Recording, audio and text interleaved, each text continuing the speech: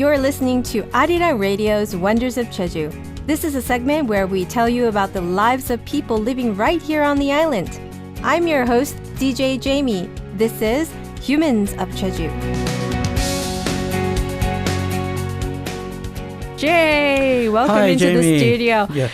You know what, Jay? Just a moment ago, two kittens were born from one of our camellias, Leah Kill. And Leah Kill is asking us if we can name the kittens. And you know what? Yes. Some names came up to my mind suddenly. What are they? How about Jeju and Halla? Jeju and Halla. Oh, I like that. Isn't that cute? 서귀포 and Jeju. Oh, Seogwipo's a little bit hard. Okay. But I've also heard in Korea, I don't know if this is true. I think I've heard it somewhere that if you name the pets after a food, they live a lot more longer, healthier food? and longer. What kind of food then? That's why some of the Kimchi you and... see like mandu. I've heard that's of. cute. Kimchi and mandu. Chocolate. Oh, that's so cute. Choco. Oh, choco. Yeah. So I've heard a lot of Koreans name after food. Oh. There's a saying like that. You know what? I had friends who had like puppies named after like luxurious brands. Oh, so I was like thinking, Gucci. Yeah. No, it's okay. Oh. One can be Aru and one can be Mani. Wow. Oh, actually, you just reminded me. I have to put my mask on. Your mask almost popped out. Oh, how Aru and Mani or Jeju and Halla? There you go. Tom and Jerry. Tom and Jerry. I like Tom and Jerry. Okay. So who are you going to be introducing to us today? So actually, we are going to meet two people, very interesting people living on Jeju Island, who are actually children's book writer and illustrator. Is that so? They probably could come up with great names for the kittens too. Oh, wow. Writing children's books. That's true. So why don't we hear from today's Human of Jeju first? Okay. Hello, my name is Christina E. Petrides, and I am an English teacher here on Jeju.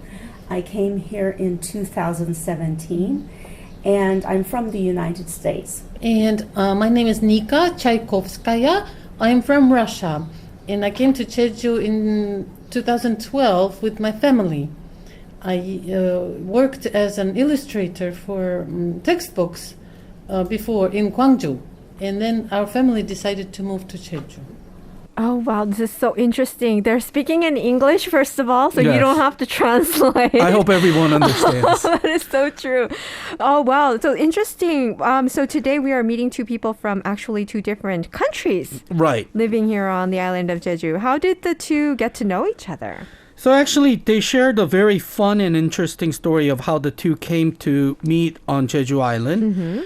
And if you listen to the story, it'll show how the world is a very small place. Oh, okay. So in the United States, Christina was studying Russia in university. And this was back in 1995. Oh. She went to St. Petersburg, Russia.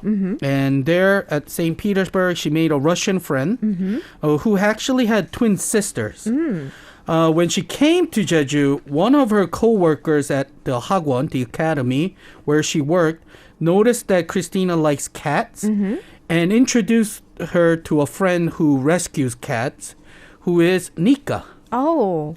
And the fun and interesting part of their story is that Nika is actually the friend of the other twin of her friend in Russia. What? Did you get that? So that's why it's such a small world. Okay.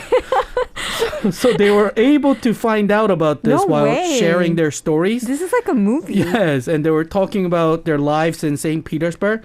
Because Christina was in St. Petersburg 25 years ago, and Nika actually lived and is actually from St. Petersburg. Christina talked about her friend, who has an unusual name for a Russian person, and Nika's friend's sister had the same name, Nika. Oh. So they were talking, and they actually discovered that they knew the same people. Oh, wow. It was the same person. That, like, you know what? Hearing that story really shows how small the world is, like you mentioned. Wow. But they met on Jeju Island, such a far, far away place.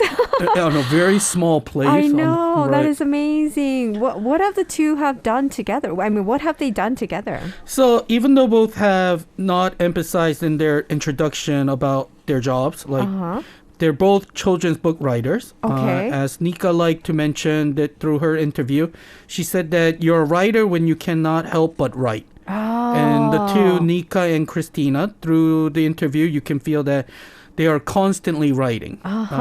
So even though Christina introduced herself as an English teacher, that's just one of her job. But she's also a writer who writes all the time.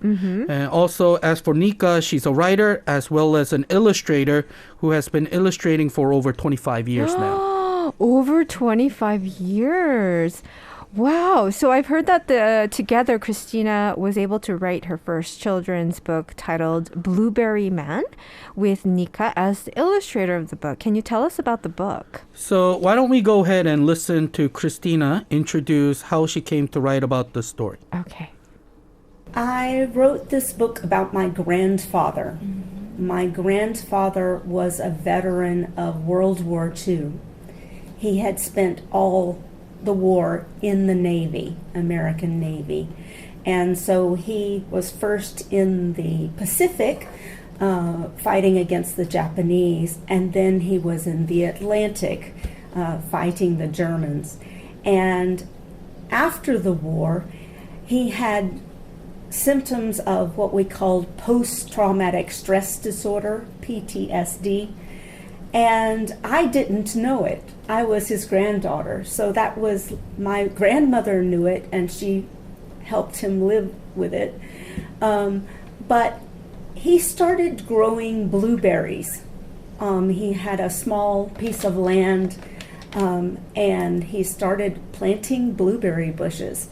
And then when the blueberry bushes got big and bigger, and they produced uncountable numbers of blueberries, he would always say, these blueberries are just for family. But he actually gave them away to anybody that he liked. And I liked the fact that his blueberry family was made up of people from the heart more than people by blood. You know, he used it as an opportunity to be kind and to share his blessings with other people. And I think it was also very much for him as a small-time farmer, it was a way that he coped with a lot of the pain that he still carried from the war. So that was the story I wanted to tell, and Nika helped me turn it into a beautiful children's book with far more depth in the pictures than I could have imagined. That's amazing. Wow. Interesting.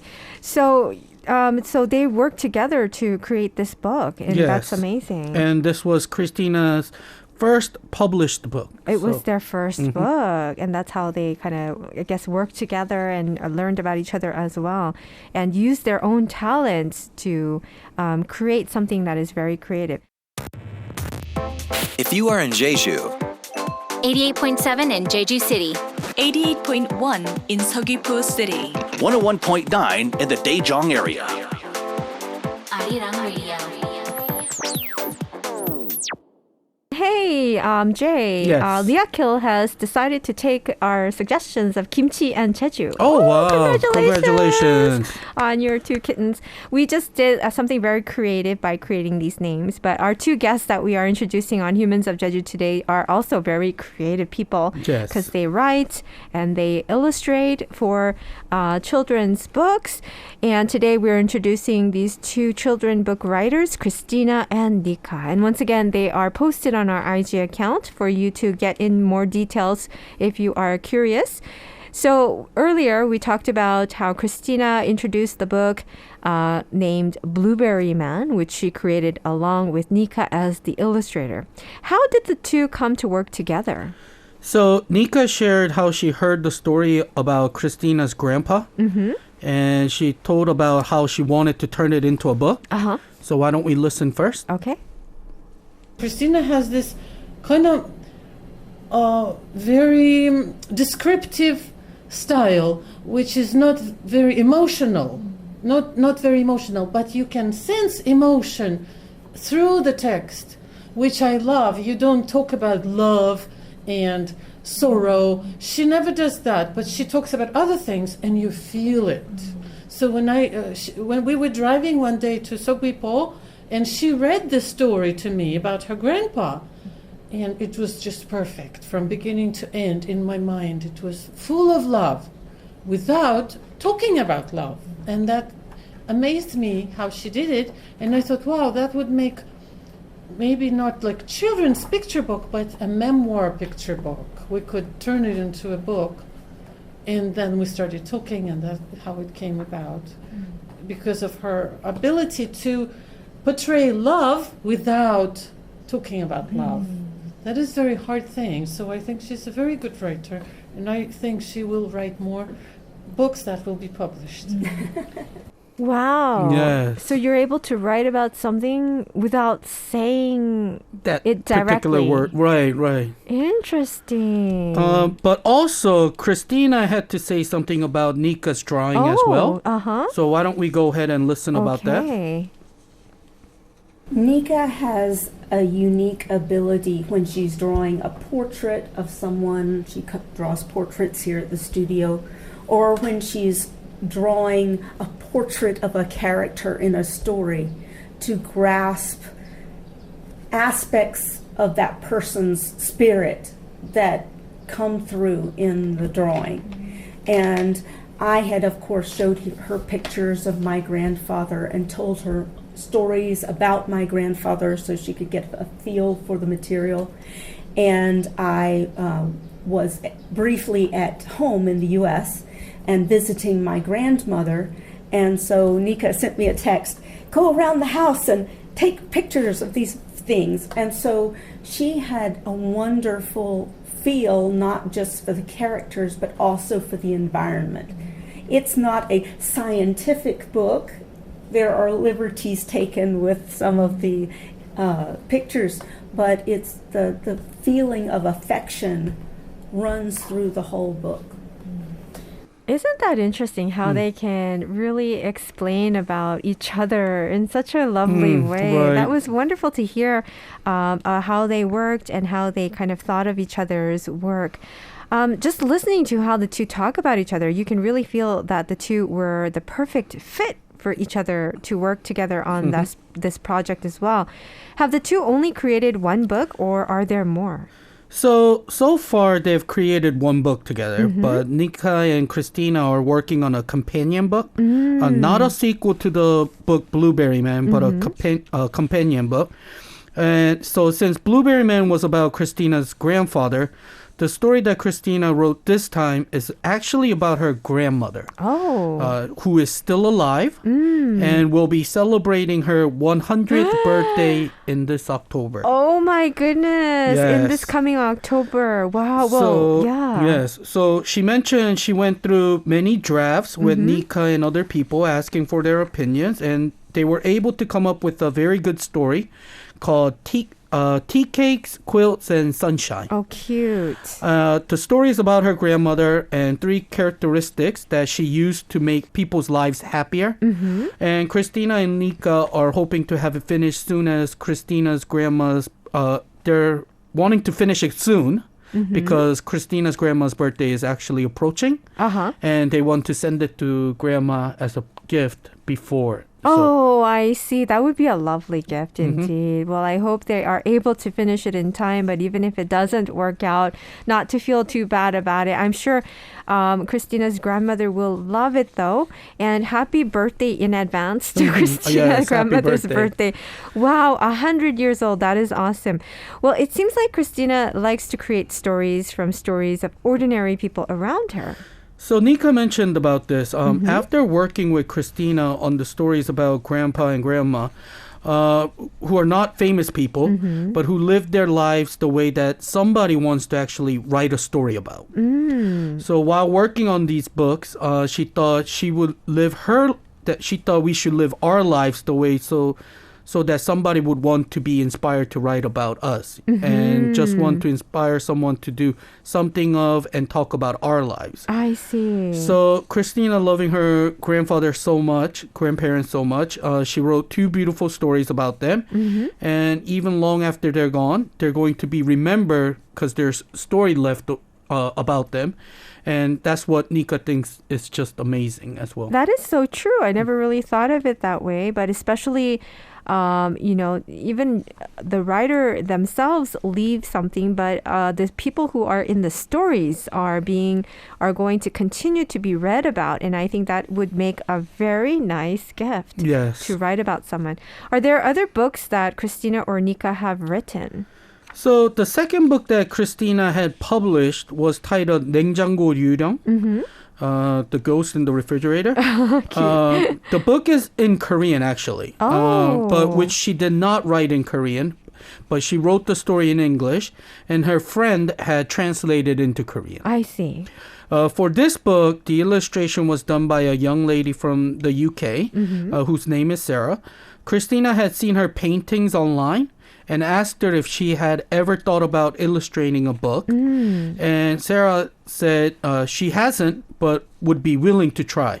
So along with the help from Nika, who gave some advice, they created a book about a little ghost who lives in a dirty refrigerator. It's a cute story. Yes. So in the story, the ghost in the refrigerator is stuck and can't move as the refrigerator gets dirtier and dirtier because there's all this old food. Finally, one day, family decides to clean out the refrigerator, and the ghost is able to come out to enjoy the fresh air and sunshine. Oh, okay. So the story has a little lesson about keeping your refrigerator clean. Maybe I should read this book. And as for Nika, working over 25 years as an illustrator, she had illustrated for others, but always wanted to illustrate something of her own. So one of the stories she wrote is about a little grandma who lives on Jeju and goes diving for a job, and she's a Haenyeo. And the book is titled Haenyeo Rina. She's very old and she moves very slow, but when she's underwater, she's like a ballerina.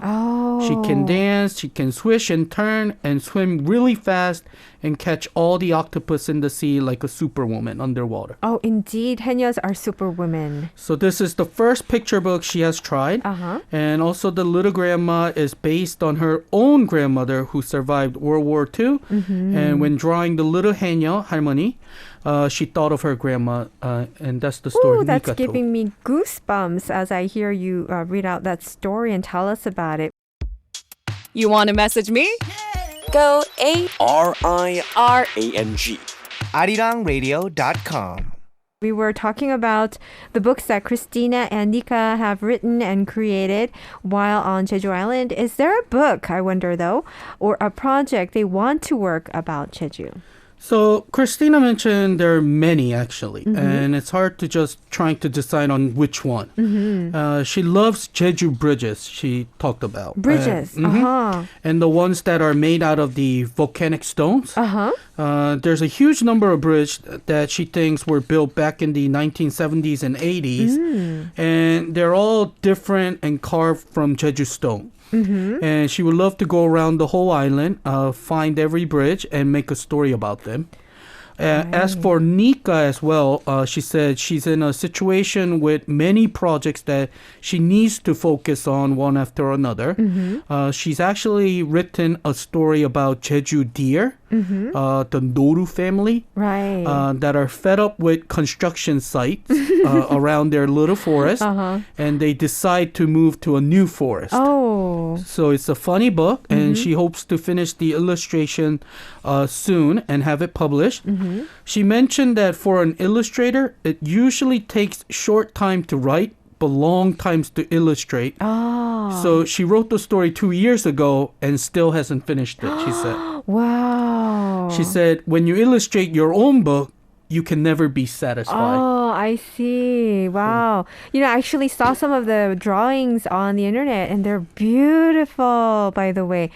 If the two are to introduce the charm of Jeju Island to their friends, I wonder what they would say. So Nika mentioned that before coming to Jeju, she had not known much about Jeju until she really came here. But at the first moment she came here, she said it just clicked. It just felt like home. She said that they came in February when it was super cold and windy, and everyone was kind of upset that it was so cold. But crazy feeling she had was she felt she had just returned home. Really? Funny thing is, even when she goes back to her real hometown, to St. Petersburg, even though she loves her hometown very much, she says she doesn't get that feeling. But that was the feeling she felt coming to Jeju. Wow. And also for those coming to Jeju, she thinks people need to come here and stay a little longer to sort of feel the local life as well. Oh, that's so true. So people need to find maybe a week or a month in their life just to come and don't go anywhere and actually just get the feeling of Jeju. Oh, instead of like going to attractions, just Right. to stay in one place and just kind of get the feel. I see. Then how about Christina? How would she introduce the charm of the island of Jeju to her friends? So Christina also mentioned there are multiple things to talk about. She has been very impressed by all the beauty of all the flowers, even the wildflowers on Jeju. She said there is always something blooming on the gorgeous corners of the island. That is so true. Also, she says she's been encouraged over the last 6 years that local people have started cleaning up the beaches. When she came in 2017, she mentioned a lot of the beaches were clogged with waste, and now there's a wonderful organization called Save Jeju Bada that does a regular cleanups of the ocean. Right. And also, as Nika mentioned, she also thinks people need to try to relax when they come to Jeju and gently just immerse themselves into the environment. And perhaps that will kind of teach us to work to kind of do things that will save and protect our environment at the same time. Right. Well, that's a very great message to share with the entire world through your words, Jane. Thank you so much for introducing today's guest. But there's one question that I always like asking for all of our guests because, not all of them come here. Not all of them were born here on Jeju Island. And today's a very special case because we're not talking about Koreans who moved to Jeju Island, which we normally do. Right. But non-Koreans who have actually come far away to live here and use their talent as they make their way about on the island of Jeju. So here's my final question for you. And for our listeners, where do Christina and Nika recommend to visit on Jeju Island? So let's listen to where Christina and Nika would recommend. Songsan Ilchubong. I think that was when my mom and my stepdad came to visit me here before coronavirus. They loved climbing it and seeing the view. I mean, they were just awed by how beautiful Jeju was. And of course, you're high enough, you can see the ocean and the surrounding environment. And I think that was the high point, one of the many high points of their trip to Jeju. Yes. When we first came to Jeju, we lived 1 month in each part of Jeju, and our kids were still small and not lazy, and we walked a lot. And it turns out there's a lot of ole trails which are deserted. The ole trails are quite famous, but not all of them are famous. It's so much fun to discover deserted ole trails. They still exist, but you can tell that people don't walk this way. But there's so many around Pyoson area. Pyoson, this part of Jeju somehow is very far from Seogwipo and Jeju City, but around Pyoson there's a lot of weird mountainous like orims with forests. Usually orims have no forest, but in Pyoson area they have orims with forests. So those deserted ole trails, they go through forests, and it's like fairy tale in there. So I would go explore Pyoson area more, because it's very, very kind of far, and not many people know about it. You know what? I really understand what she's saying when she's talking about Pyoseon because my husband's family lives in Pyoseon. Oh, really? I was Okay. like almost like thinking, wow, did she go to that mountain, that little orum that I saw and had trees on them? Because that's pretty much the only orum that I saw in Pyoseon, but it's like covered with trees and forests. And I was Right. thinking, wow, this orum has a forest on top of it. And here she's explaining about that. Wow. Yeah, same thing for me. I live very close to Pyoseon as well, and we have a little autumn right below our house in Pomok, and like she mentioned, there's a lot of like Ole trails that not many people really go to and they know about. And sometimes when you walk that trail, you feel like, is this right? Am I going the right way? Right. But I always tell people, just follow the ribbons that they have, the Ole Trail ribbons, and you'll get there safe. Yeah, yeah, that's so true. But sometimes if you're not paying attention, you'll fall off the track and you're going to feel Keep your funny. eyes open. Yes. Right, and then you have to walk back about 100 meters and then you'll see, I went the wrong way. Right. But also, of course, Seongsan Yulchulbong is also the Seongsan Sunrise Peak that was mentioned. Also, is one of my favorite. Yeah, it's always a place that you definitely should go and check out as well. Wonderful places to recommend for our camellias who have plans to come in the future. And Jay, thank you again for introducing a wonderful, wonderful guests today, which were Christina and Nika. It was lovely to hear their story. Thank you so much, and we'll see you next week. Yes, see you next week. Well, I hope you enjoyed that segment. If you're curious to find out more about Jeju, we encourage you to go check out our website at arirangradio.com/Wonders of Jeju. Or you can check out our Facebook page at Wonders of Jeju, as well as our Instagram page at Wonders of Jeju. We're going to take you on a journey to learn more about what's happening here on the island.